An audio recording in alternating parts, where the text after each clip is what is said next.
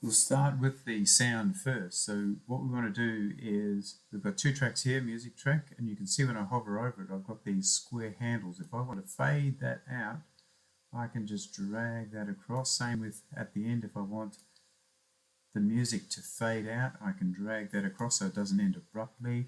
And for my voiceover, I might just do a little bit of a crossfade here. So when I play that, I should get a nice crossfaded song.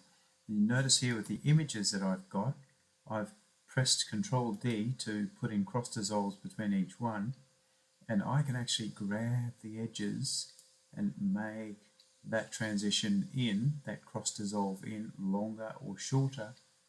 Or if I wanted to, I could press delete and delete that. So you've got a lot of choice. I've just click it again, press Control D, and it's added that cross dissolve back in at the start, which I can make a little bit longer if I like. And we'll cover our speed ramp in the next video.